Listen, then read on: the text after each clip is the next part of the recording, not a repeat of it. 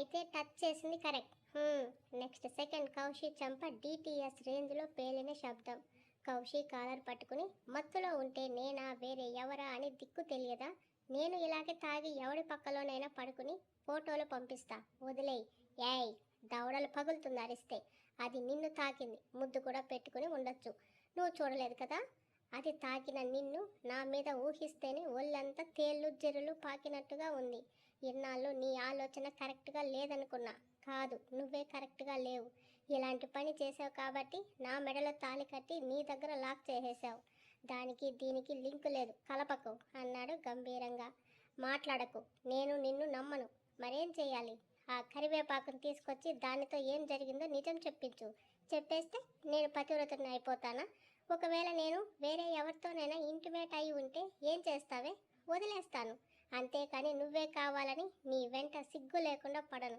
నువ్వంటే ఎంత ప్రేమ ఉందో నా ఆత్మాభిమానం మీద అంతకన్నా ఎక్కువే రెస్పెక్ట్ ఉంది. సో నిజం ఏంటో రుజువు చేస్తే నీతో ఉంటాను, లేదంటే లేదని చెప్పి వాణితో కళ్యాణ్కి తగ్గే వరకు ఉండమని చెప్పి క్యాబ్ బుక్ చేసుకుని హాస్పిటల్కి వెళ్ళిపోయింది. ప్రియా అల్లుడు గారు ఎక్కడ అంటున్న తల్లిని చురుగ్గా చూస్తూ, లేడు, ఎక్కడికో వెళ్ళాడు. అంతా పెడసరంగా చెప్తావేంటే? నేను నాన్నని చూడాలని లోపలికి వెళ్ళిన ప్రియా నాన్న అంటూ ఉమాశంకర్ చేయి పట్టుకుని ఏడ్చేసింది. ప్రియా, ఏమైందమ్మా? మనం మన ఇంటికి వెళ్ళిపోదాం నాన్న, మీరు తొందరగా కోలుకోండి. ఫోటోలు చూసావా? అని తల ఊపింది. అతన్ని నిలదీశావా? ఏమన్నాడు? తనే అని ఒప్పుకున్నాడు. నేను చెప్పానా వాడు ఫ్రాడ్ అని? కేవలం నీ అందం చూసి నిన్ను పెళ్లి చేసుకున్నాడు. ఇప్పుడు తప్పు బయటపడేసరికి ఉలిక్కి పడ్డాడు. ఇక వాడితో మనకి వద్దు, మన ఊరికి వెళ్ళిపోదాంలే. మార్నింగ్ డిశ్చార్జ్ చేయమని డాక్టర్తో చెప్తానని అన్నాడు. ప్రియా చెయ్యి పట్టి బయటికి లాక్కొచ్చిన నిర్మలా గారు, ఏమైందే? అల్లుడు గారు ఎందుకు నీతో రాలేదని నిలదీసింది. వదిలేశాను, వాడు నాకొద్దు. ఏంటి, ఏం మాట్లాడుతున్నావే? ఒంటి మీద స్పృహ ఉందా? ఇలా పిచ్చి పిచ్చిగా వాగుతున్నావు. అబ్బాయిని వద్దంటావేంటని కోపంగా చూసింది ఆమె. వాడు నన్ను మోసం చేశాడమ్మా. మోసమా? నేను లేనప్పుడు ఇంకెవరో అమ్మాయితో హోటల్లో చెప్తూ వలవల ఏడ్చేసింది. ప్రియా, నువ్వు నమ్ముతున్నావా? అబ్బాయి అలా చేశాడంటే కళ్ళారా చూశాక కూడా నమ్మకుండా ఎలా ఉండను?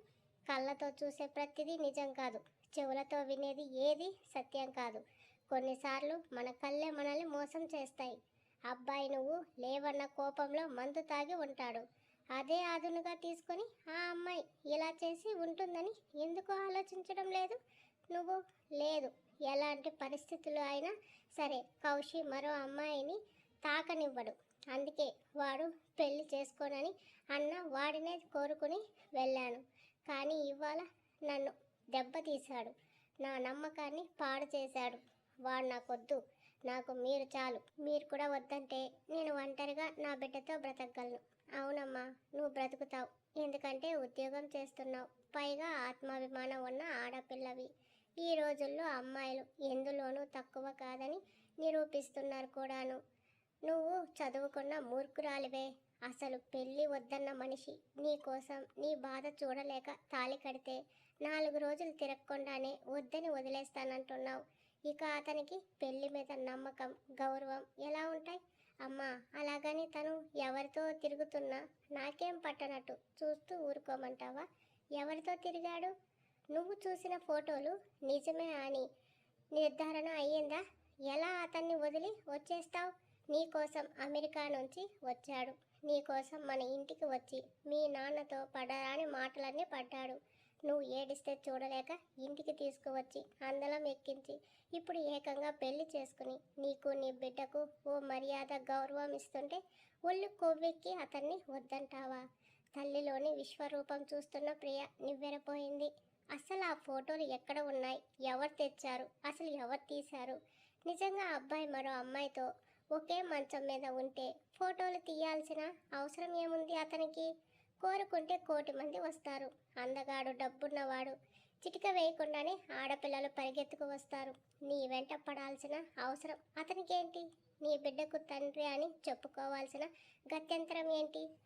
లోకంలో ఎంతోమంది అమ్మాయిలు అబ్బాయిల చేతిలో మోసపోతున్నారు. వాళ్ళంతా దిక్కులేని అనాథలుగా బిడ్డకు తండ్రి ఎవరో చెప్పుకోలేని స్థితిలో ఉన్నారు. కానీ నీకు ఆ గతి పట్టనివ్వలేదు అతను. అందుకే నీకు పొగరు పట్టి ఇలాంటి తిక్క పనులు చేస్తున్నావు. మర్యాదగా ఆ అబ్బాయి దగ్గరకు వెళ్ళి క్షమాపణ చెప్పు. నేను చెప్పను, వాడే అదంతా అబద్ధమని రుజువు చేయాలి అంటున్న ప్రియా మీదకి చెయ్యి ఎత్తింది నిర్మలా గారు. కొడుతుందని భయంతో చేతులు అడ్డం పెట్టుకున్న ప్రియాకి దెబ్బ తగల్లేదు. యశ్వంత్ నిర్మలా గారి చెయ్యి పట్టుకుని, ఆంటీ ఏం చేస్తున్నారు మీరు అని ఆపాడు. మీ మరదలకి పొగరు ఎక్కువ అయితే తగ్గించాలని చూస్తున్నా బాబు, కొట్టనివ్వండి. ఎలాగో అబ్బాయి చెయ్యి చేసుకోడు, నేనైనా 4 తగిలిస్తే దారిలోకి వస్తుందని చెయ్యి దించింది ఆమె. ప్రియా ఏమైంది, కౌశి ఎక్కడ కనబడడం లేదు. ప్రియా జరిగింది చెప్పింది. ఏంటి, కౌశి మరో అమ్మాయితో ఉండటమా? నెవర్, అలా జరిగే అవకాశం లేదు. ఇదేదో కుట్రలా ఉంది ప్రియా. వాడిని నువ్వు అనుమానిస్తున్నావంటే నేను నమ్మలేకపోతున్నాను. అసలు ఫోటోలు ఎవరు తీశారు, ఎవరు తెచ్చారో చెప్పమనండి బాబు అంది నిర్మలా గారు. తెలియదు, నాన్న చెప్పారు ఇంట్లో ఉన్నాయని, వెళ్ళి చూశాను అంది.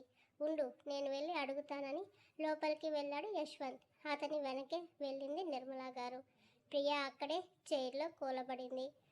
ప్రియ పొట్ట మీద చెయ్యి పెట్టుకుని, కౌశి నా బంగారం రా, వాడిని అనుమానిస్తే నన్ను నేను అవమానించుకోవడమే.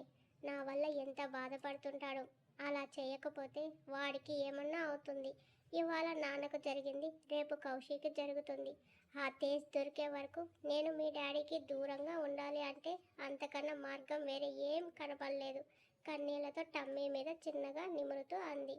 ఇదంతా దూరం నుంచి ఒకరు చూస్తూనే, జరిగింది వింటూనే ఉన్నారు.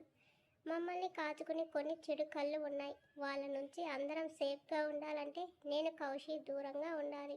కౌశిక్ కూడా అమ్మాయిలు ఈ అల్లరి పనులు మానేస్తాడని అనిపిస్తుంది. ఇంతకీ ఆ కరివేపాకుతో ఉన్నాడా లేదా నేనే తప్పుగా అనుకుంటున్నానా? అనుకున్నా తప్పులేదులే. బాబేమైనా మామూలుడా నన్ను రెచ్చగొట్టడానికి? గోవాలో పోరీలతో వ్యవహారం చేయలేదు. ఇప్పుడు ఎక్కడ ఉన్నాడో ఏంటో, మళ్ళీ గోవా వెళ్ళాడేమో. అదే కానీ జరిగితే వాడి మొహం చూడనని లేచి రూమ్లోకి వచ్చిన ప్రియా మొబైల్లో ఆపకుండా నోటిఫికేషన్స్ వస్తూనే ఉన్నాయి. ఏంటని చూసిన ఆమె కళ్ళు పేలిపోయాయి. మాల్దీవ్స్లో లోకల్ చుక్కలతో సర్ఫింగ్, బోటింగ్, స్కై డైవింగ్ చేస్తున్న కౌశి రకరకాల పోజులతో ఉన్న ఫోటోలు. అవి పంపించింది కూడా కౌశినే, విత్ ఫుల్ క్లారిటీతో. ప్రియా కళ్ళలో నీళ్లు తిరిగాయి. వెంటనే ఫోన్ చేసింది. లిఫ్ట్ చేస్తాడా? ఆమె గుండె మంట మీద పెట్రోల్ పోయడానికి అన్నట్టు వీడియోస్ కూడా సెండ్ చేసి ఫోన్ స్విచ్ ఆఫ్ చేసేశాడు. ఇక ప్రియా జుట్టు పీక్కోవడమే తక్కువ. తేజ్ ఆ కౌశి మాల్దీవ్స్లో పాపలతో ఎంజాయ్ చేస్తున్నాడు, కావాలంటే ఈ ఫోటోలు చూడంటూ ఫోన్ ఇచ్చాడు ధీరజ్. ఫోటోలు చూస్తున్న తేజ్ ముఖంలో కన్నింగ్ నవ్వు. ఎన్నాళ్ళకి నిన్ను ఆ ప్రియా నుంచి దూరం చేశాన్రా. చేతికి అందిన దాని అందాలు నాకు దొరకకుండా చేసిందే కాక నా బిజినెస్ని నాశనం చేసి నా పాస్పోర్ట్ క్యాన్సిల్ చేయించి నన్ను లాక్ చేశావు. నా పగని మరింత పెంచావు. నా పతనానికి కారణమైన నిన్ను నాకు దొరకకుండా తప్పించుకున్న నీ పెళ్ళాన్ని ఊరికే వదలను. ఇప్పుడు అది నీ పెళ్ళం అయ్యింది కదా, నీ ముందే దానితో శోభనం చేసుకుని నా పగని కసిని తీర్చుకుంటా చూడని పళ్ళు నూరాడు తేజ్. తేజ్ మనకి వాడితే ఎందుకు? నీ తెలివితేటలతో మన బిజినెస్ ఇప్పుడు 3 పువ్వులు 6 కాయలుగా రన్ అవుతుంది. ఇప్పుడు వాడిని గెలికితే లైఫ్ టైం కటకటాల్లోకి పోతామేమో, ఆలోచించు అంది కామిని.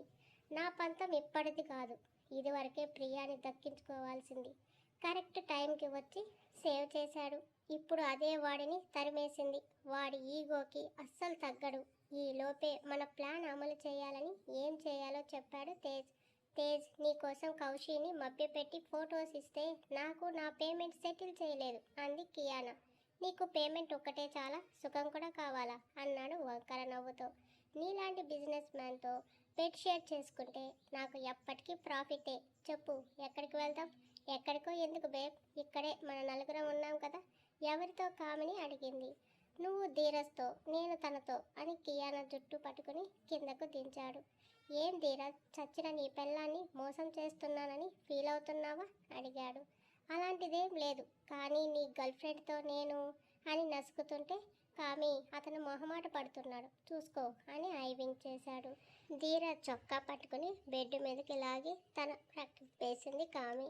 పశువులు కూడా సిగ్గుపడేలా మృగాల కన్నా హీనంగా మారారు వాళ్ళు. అంకుల్ మీకు ఆ ఫొటోస్ ఎవరిచ్చారు అడిగాడు యశ్వంత్. ధీరజ్ తెచ్చి ఇచ్చాడు. అతనికి ఎవరు పంపారో నాకు తెలియదు కానీ కౌశి నుంచి నా కూతుర్ని కాపాడుకోవడానికి నేనే అవి దాచి ప్రియాకి చెప్పాను. మీరు పొరపాటు పడుతున్నారు. కౌశికి ప్రియ అంటే ప్రాణం. తనని తప్ప.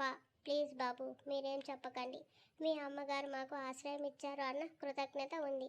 మీరు అది పాడు చేయకండి. మేము మా ఊరికి వెళ్ళిపోతాం. మా అమ్మాయిని కూడా తీసుకెళ్తాం. మీ తమ్ముడు గురించి మాతో చెప్పకండి అని చెప్పి డాక్టర్ వస్తుంటే నన్ను డిశ్చార్జ్ చేయండి అని అడిగాడు ఉమాశంకర్. మీరు పూర్తిగా కోలుకోలేదు. అట్లీస్ట్ వారమైనా మా అబ్జర్వేషన్లో ఉండాలి. అప్పుడే పంపుతాం. కాదని మీరు అడిగారని ముందే పంపించి రేపు ఏదైనా సీరియస్ అయితే మా హాస్పిటల్ రుచి పోతుంది. అంకుల్ మీరు ఊరికి వెళ్ళాలి అనుకుంటే పూర్తిగా కోలుకున్నాక నేనే దగ్గరుండి డ్రాప్ చేస్తాను కానీ అందుకోసం ఆరోగ్యం పన్నంగా పెట్టకండి. It's my request please. అప్పటి వరకు ప్రియాని నాతో పాటు మా ఇంటికి తీసుకెళ్తాను. మీరు డిశ్చార్జ్ అయ్యే రోజు తనని కూడా తీసుకెళ్దాం. నా మాట మీద కాకుండా మా అమ్మ మీద అభిమానం ఉంటే సరే అనండి అన్నాడు. అబ్బాయి చెప్పేది కూడా మన కోసమే కదండి. వారం రోజులు అవ్వడం పెద్ద కష్టమేమి కాదని భర్తకి నచ్చ చెప్పింది నిర్మలా గారు. నేను ప్రియాతో మాట్లాడతాను. తనని నా దగ్గరకు రమ్మనమని కళ్ళు మూసుకున్నాడు. ఆయన ఇంకా సరే అన్నట్టే బాబు పదండి అని యశ్వంత్తో బయటికి వచ్చిన నిర్మలా గారికి కోపానికి బాధకి కందిపోయిన మొహంతో కనబడింది ప్రియ. ప్రియా మీ నాన్న నీతో మాట్లాడాలి అంటున్నారు. వెళ్ళు అంది ఆమె. ఏమైంది ప్రియా ఎందుకలా ఉన్నా అన్నాడు యశ్వంత్. అతనికి ఫోన్ ఇచ్చి తండ్రి దగ్గరకు వెళ్ళింది.